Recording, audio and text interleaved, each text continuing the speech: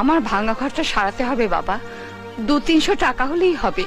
দেখো 200-300 টাকায় কি আজকের দিনে ভাঙা ঘর সারানো যায়?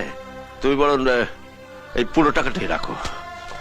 তুমি আমার কাছে ভগবান বাবা। আর না, আমি ভগবান টগবান কিছু নয়, আমি তোমাদেরই মতন একজন। এসব কি হচ্ছে? এরপর থেকে শিমুলপুর গ্রামে তোকে যেন কেউ দেখতে না পায়, কারণ তোকে যদি ওরা জীবিত পায় তাহলে কিন্তু ওরা ছাড়বে না। একটু পুণ্য সঞ্চয় করছি স্যার। পুণ্য সঞ্চয় এখানে কি করছেন? তার জন্য তীর্থস্থানে যান। এইটাই তো আমাদের তীর্থস্থান, মানুষের সেবা করাই আমাদের ধর্ম।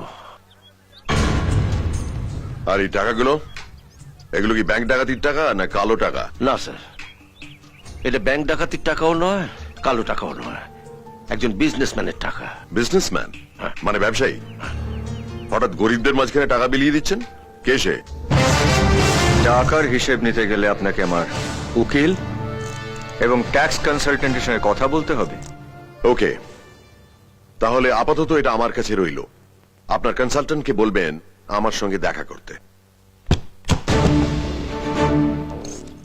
মাফ করবেন স্যার, টাকাটা আমার সৎ পথে উপার্জন করা, এটা কোনো 2 নম্বরই টাকা নয়। আপনি বরং এক কাজ করুন, আপনি কিছুক্ষণ অপেক্ষা করুন, আমি ওদেরকে ডেকে পাঠাচ্ছি। আমার হাতে অত সময় নেই। অবনী সামন্ত মার্ডার কেসের ব্যাপারে আমাকে এক্ষুনি চলে যেতে হবে। সেটা কি করে হয় স্যার? একই সঙ্গে আপনি কালো সাদা দুটোরই ইনভেস্টিগেশন করবেন, তা কি হয়?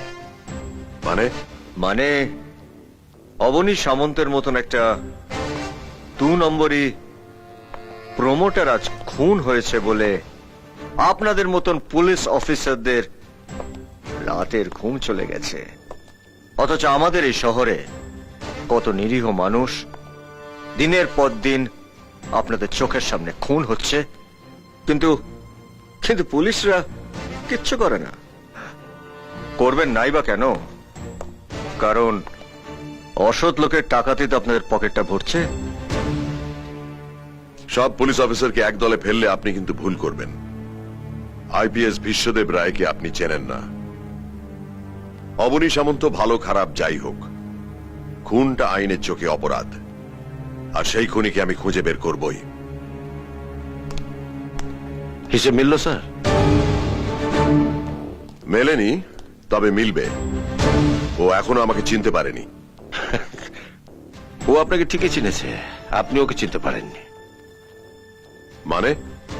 সেদিনটার কথা মনে পড়ে স্যার, যেদিন একটা বাচ্চা ছেলে পিতৃহত্যার প্রতিশোধ নিতে 4 জনকে পুড়িয়ে মেরেছিল। আপনি সেই অফিসার যার দয়ে ও বেঁচে গেছিল, নতুন করে জীবন দিয়েছিলেন আপনি, মনে পড়ে?